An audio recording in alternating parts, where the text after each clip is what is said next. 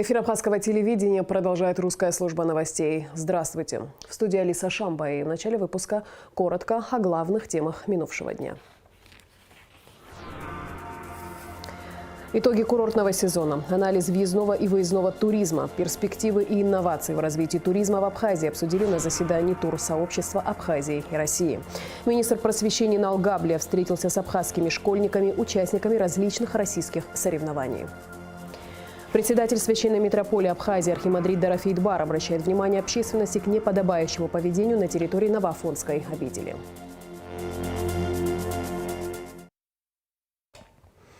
В МИД России состоялась встреча замминистра МИД Абхазии и главы абхазской делегации на международных женевских дискуссиях по безопасности и стабильности в Закавказье Ираклия Тужба с замминистром МИД России Михаилом Галузиным. Во встрече также принял участие чрезвычайный полномочный посол Республики Абхазия в Российской Федерации Алхаз Квицини. Обсуждалась повестка очередного 59-го раунда дискуссий, намеченного на 5-6 декабря. Особое внимание было уделено вопросам обеспечения безопасности и стабильности на местах. В очередной раз была отмечена необходимость заключения всеобъемлющего соглашения о международных гарантиях неприменения силы между Грузией, Абхазией и Южной Осетией. На встрече также обсуждались перспективы возобновления работы локального механизма безопасности на местах МПРИ. Прошедший туристический сезон и актуальные вопросы сотрудничества стали главными темами заседания абхазских туроператоров и принимающих компаний. В работе заседания приняла участие вице-премьер-министр экономики Абхазии Кристина Озган. О том, какие вопросы и предложения прозвучали в ходе встречи, в репортаже Асиды Малия. Заместитель министра туризма Астамур Барцец приветствовал участников заседания, среди которых представители местного туристического бизнеса и ведущие российские туроператоры, занимающиеся выездным туризмом, которые являются участниками туристического рынка Абхазии. Главная цель – обсудить прошедший туристический сезон и актуальные вопросы сотрудничества. Вице-премьер-министр экономики Кристина Озган в своем выступлении подчеркнула, что сфера туризма является бюджетообразующей, потому к возникающим вопросам и проблемам подходят по-особенному внимательно. Кристина Озган добавила, что тенденции роста числа туристов в Абхазии, в частности, мы обязаны российским турфирмам, которые ведут активную работу в популяризации отдыха в нашей стране. С особым вниманием относится ко всем проблемам и вопросам, которые возникают в процессе развития этой отрасли. Поэтому готовы выслушать вас, и если будут какие-то вопросы, я думаю, мы постараемся на них ответить, а если будут дополнительные какие-то моменты, которые необходимо будет обсудить, мы готовы выслушать и, может, направить нам их официально в письменном порядке, чтобы мы могли соответствующим образом отреагировать. Председатель правления Белорусского республиканского союза туристической индустрии Филипп Гулый рассказал об увеличении турпотока из Белоруссии в Абхазию. Он считает, что необходима программа развития, которая станет базой для дальнейшего сотрудничества с абхазскими коллегами. Вместе с тем он назвал несколько причин, по которым не удается достигнуть максимальной глубины продаж путевок в Абхазию. Для того, чтобы мыслить в долгую, а не в краткосрочную, одним или двумя-тремя сезонами, как локально заработать деньги, а выстроить эту большую систему, где турпотоки растут, мастер-планы осваивают территории, и мы можем прогнозировать доходы. Точнее, вы в первую очередь можете прогнозировать доходы. Для всего этого должна быть структура, порядок и система. Начинается структура, порядок и система с контрактов и договорных отношений. Именно то, что называется договором, его исполнение влияет на глубину продаж и на прогноз. О том, что необходим план развития и важно совершенствовать методы сотрудничества, сказал и депутат парламента Алхаз Барцец. Он подчеркнул, что в парламенте находится ряд законопроектов, которые играют важную роль в развитии республики. Непосредственно связанные с развитием республики, с привлечением инвестиций, с созданием комфортных и благоприятных условий для того, чтобы приезжающие к нам гости чувствовали себя комфортно. Мы понимаем, что развитие туризма, оно, конечно же, будет отображаться и в развитии инфраструктуры, в создании определенных рабочих мест в республике. Поэтому от лица парламента могу уверенно заявить, что мы всецело поддерживаем сегодняшнее направление Министерства туризма Республики Абхазия и плотно взаимодействие работаем в этом направлении. Генеральный директор санкт-петербургского туроператора «Интурист» Александр Мусихин в своем выступлении особо подчеркнул проблему, которая мешает в работе. Речь идет об отсутствии классификации гостиниц Абхазии. Мы зачастую не можем официально проставить в своих каталогах звездность гостиниц. Это, конечно же, нам мешает. То есть наши туристы, в принципе, они же, в общем-то, понимают, что такое 3 звезды, 4, 5. За этим стоит определенный набор услуг, но кроме набора услуг должно, конечно же, быть и официальный документ. О том, что в скором времени в Абхазии будет своя классификация гостиниц, сказал заместитель министра туризма Астамур Барцыц. По его словам, над законопроектом уже работают специалисты министерства. Гендиректор туроператора «Интурист» Александр Мусихин также говорил о необходимости расширения туристического сезона. Аналогичное предложение сделала и заместитель генерального директора «Библиоглобус» Ирина Костенко. Вот здесь есть все условия для этого, я считаю, есть возможности, да, сейчас, и должны быть созданы все условия, чтобы растянуть рамки сезона, да, и я считаю, это такое предубеждение, что, да, если это море, морское побережье, если это пляжи, значит, это только лето. Нет. Сейчас очень многие российские туристы, в общем-то, едут за, скажем так, за релаксом, за здоровьем, за здоровым образом жизни, для того, чтобы восстановить свои силы. С докладом о результатах курортного сезона выступила начальник отдела и прогнозирования туриндустрии Минтуризма Инара Бения. Она озвучила наиболее важные показатели состояния турсферы в Абхазии. Участники заседания задавали интересующие вопросы и обсуждали детали дальнейшего сотрудничества. Встреча завершилась подписанием соглашения о сотрудничестве между Ассоциацией объединения туроператоров в сфере выездного туризма, турпомощь и некоммерческим партнерством Абхазо-Российская туристическая ассоциация. Асида Малия, Алексей Гухава, Абхазское телевидение. В Абу-Даби состоялась встреча президента торгово-промышленной палаты Абхазии Тамилы Мирцхулава с генеральным директором ТПП Абу-Даби Ахмедом Халифа Аль-Кубайси. Была достигнута договоренность о продолжении контактов между торгово-промышленными палатами обеих стран. Встреча завершилась подписанием соглашения о сотрудничестве между двумя палатами. Тамила Мирцхулава находится в столице Объединенных Арабских Эмиратов в рабочей поездке. Министр просвещения Налгабле встретился с абхазскими школьниками, участниками различных российских соревнований, таких как межгосударственный слет юных инспекторов, телевизионная интеллектуальная передача «Умники и умницы», астрономическая олимпиада и южно-российская математическая олимпиада Ассара. Кугут Савардани расскажет подробности. Аслан Тарба – ученик 11 класса Бамборской школы, участники интеллектуальной телевизионной игры «Умники и умницы». За правильные ответы получил 2 медали, которые, согласно правилам игры, приравниваются к 1 ордену. Вот один из вопросов, на который Аслану удалось ответить. Почему Сергей Юрьевич Витте стал министром путей сообщения? За него голосовало большинство генералов. То есть, обычные генералы сами за себя голосовали, но в этом случае именно за него проголосовали, так как он пытался предотвратить катастрофу императорского поезда, предупреждал об ограничении скорости, но, к сожалению, его не послушали, и катастрофа произошла. Готовиться к такого масштаба интеллектуальной игре было непросто, отмечает молодой человек, но в то же время интересно и увлекательно. А представлять свою страну – это большая гордость.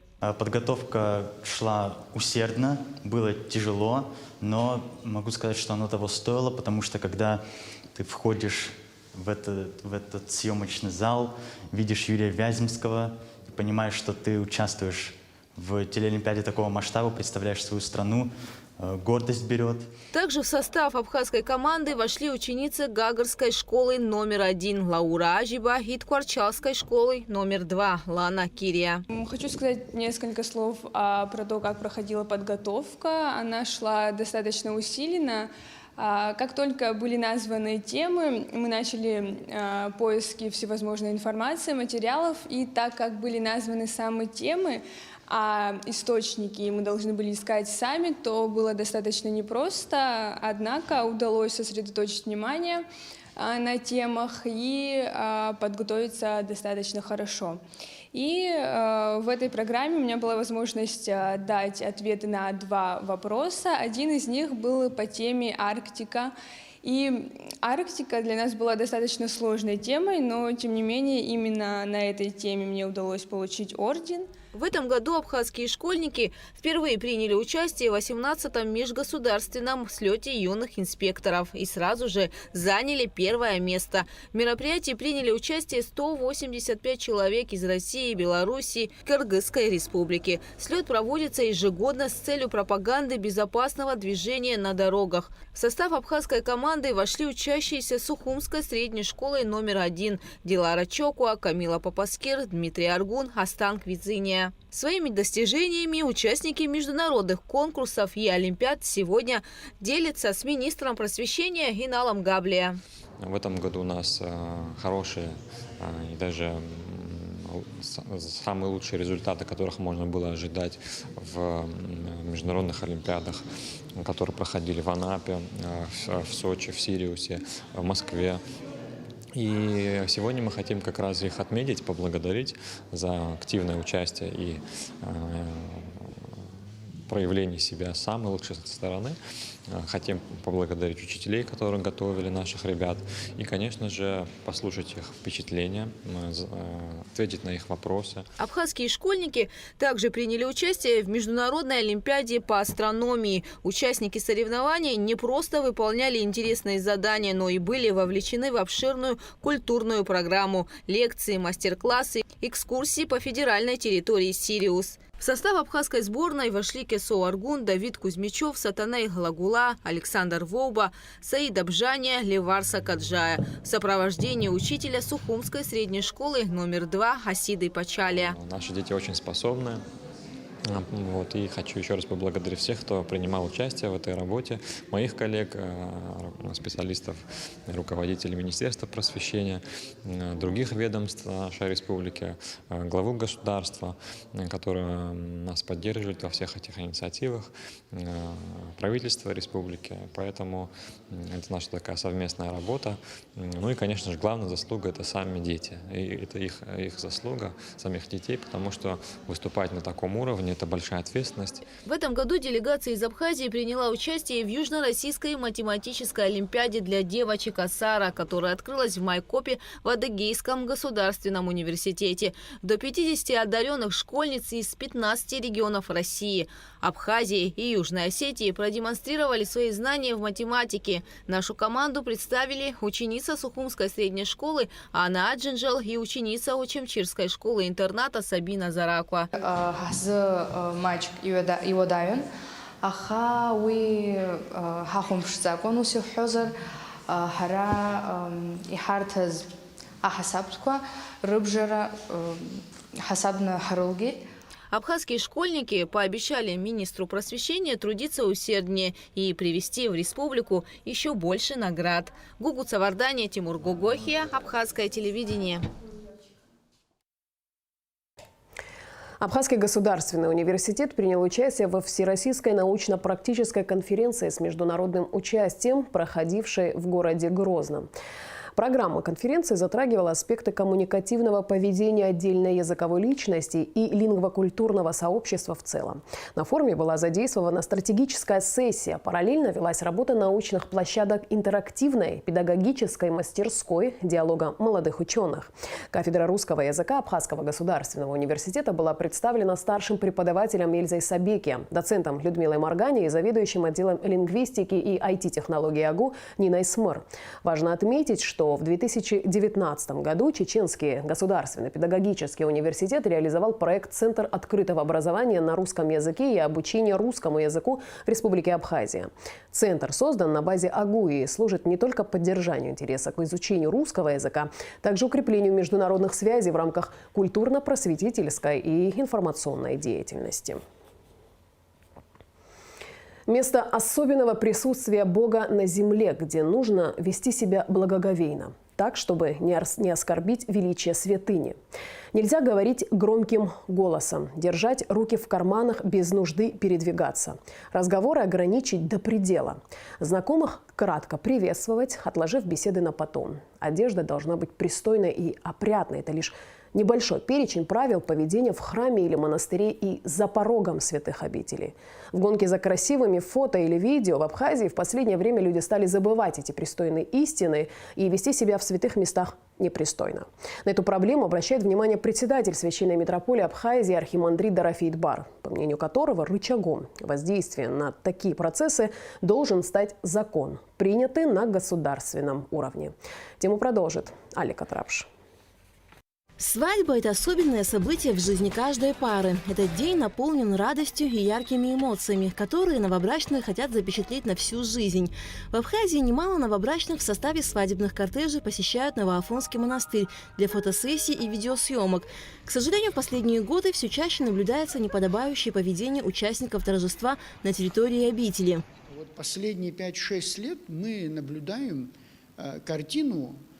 ту картину, которая хорошо известно всем жителям Абхазии. В свадебный период, сезон свадеб в Абхазии, в субботу, воскресенье огромное количество автомобилей, кортежей и так далее заезжают в Новый Афон. И прямо с заезда в Новый Афон, значит, издавая сигналы, включая громкую музыку и так далее, поднимаются в Новоафонский монастырь. Потом мы наблюдаем следующую картину. Выходят молодые люди, особенно абхазские девушки, невестка, в совершенно неподобающем одеянии. Потом там начинается импровизированный фуршет на капотах автомобилей. Есть и такие, я бы сказал, вопиющие случаи, когда, например, вы знаете, что на территории Новоафонского монастыря находится мемориальное кладбище, где похоронены, это не просто памятник, где похоронены афонские ребята, которые погибли во время мартовского наступления Отечественной войны народа Абхазии. И вот там, значит, они на этой поляне делают импровизированную сцену и так далее для заключения брака. Вот я думаю, что такая же картина, она наблюдается во всей Абхазии. Но единственное, что здесь я бы выделил, все-таки, наверное, при посещении храмов и монастырей, да, такие вещи недопустимы. Новобрачные посещают Центральный собор храма Святого Пантелеймона и используют церковь как декорацию и съемочную площадку для свадебных фото и видео. При этом сопровождающие их лица создают шум, игнорируя установленные правила поведения в святой обители. Новоафонский монастырь является действующим мужским общежительным монастырем. Братья любого монастыря состоит из людей, не вступивших в брак в связи с принятием на себя обета безбрачия. Поэтому практика посещения монастырей свадебными процессиями недопустима, говорит архимандрит Дорофеет Бар. Можно приходить в приходские храмы, в том числе в Новом Афоне, например, храм апостола Симона Канонита. Тем более он очень символичен, поскольку мы из Священного Писания знаем, что на свадьбе апостола Симона Канонита присутствовал Спаситель и Пресвятая Дева Мария. Поэтому там тем более облагороженная территория, очень красивое место, водопады и так далее. Ведь там же можно же все это провести. Все-таки молодые люди должны понимать, что они приходят, включая в день свадьбы, в храм для того, чтобы и спросить у Господа, получить благословение на очень ответственную супружескую жизнь и создание семьи. И чтобы молодые люди не просто запечатлеть на фото-видеоматериале и потом выкладывать в соцсетях, в Инстаграме, всем показывать, как все были красиво одеты, как все торжественно разъезжали, как все на каких богатых машинах приехали и так далее. А все-таки ответственно к этому надо относиться. Неподобающее поведение свадебных процессий наблюдается не только на территории Новоафонского монастыря, но и за ее пределами. Подобные события, по мнению отца Дорофея, происходят из-за потери ключевых моментов абсора. Голос мужчины в абхазской семье, он стал очень слабый и совершенно безвольный. И поэтому молодежь и так далее делают, как они считают нужными, как они хотят. Так нельзя. И вот в таких случаях как мне думается, если даже следовать логике абхазства, то хозяин, который играет свадьбу, отправляя своих детей, вступивших в брак вместе с молодыми их друзьями и так далее, вместе с кортежем, он должен вместе с ними отправить одного взрослого человека. Этот человек должен контролировать все. Поездку на автотрассе, чтобы не закончилось это трагически, чтобы не было скорости. Во время посещения тех или иных мест придержать, удержать, молодых людей и сказать им, что так себя здесь вести нельзя. Рычагом воздействия на все происходящие процессы должен быть закон, принятый на государственном уровне, считает Дорофей Дбар. Исправить это невозможно будет, если не будет государство регулировать проведение всех наших процессов, как свадебных, так и иных, которые являются ключевым моментом в нашей общественной абхазской жизни. Вот молодые люди не понимают одной вещи. Когда ты себя ведешь развязанно, когда ты там держишь скорость, сигналишь, включаешь громкую музыку и так далее, им кажется, что это какое-то геройство. Это не геройство. Пусть не обижаются, но это просто отсутствие элементарного воспитания. И второе, самое главное, неумение жить в обществе. Потому что, когда ты въезжаешь в город, там живут люди, там дети, там пожилые люди. Если говорить о Новом Афоне, там огромное количество гостей, там огромное количество паломников, которые приезжают для того, чтобы поклониться нашим святыням. Значит, ты должен понимать, что ты должен уважать это общество, в котором ты живешь. И вот эти нормы, если мы их в форме закона, регулирования, как это мы делаем в отношении туристов, не сделаем в отношении себя, самих себя, наши результаты будут очень плачевны, чем дальше, тем будет хуже. После опубликования информации для обращающихся посетителей Новоафонского монастыря на личной странице в Facebook отца Дорофея очень многие люди поддержали его в комментариях. Теоретически у людей есть понимание, каким должно быть поведение в святых местах. Остается надеяться, что оно будет иметь применение и на деле. Алика Трапшира Мукамки, Абхазское телевидение. Национальный банк Абхазии зарегистрировал расчетную небанковскую кредитную организацию «Статера». Уставной капитал нового банка составляет 10 миллионов рублей. И в завершении выпуска традиционно о погоде. По сообщению Гидрометцентра, в пятницу 1 декабря на территории Абхазии ожидается облачная с прояснениями погода. Ночью местами возможен небольшой дождь, днем без осадков. В горах снег. Температура воздуха ночью плюс 6-11, днем 13-18 тепла. Температура морской воды плюс 14.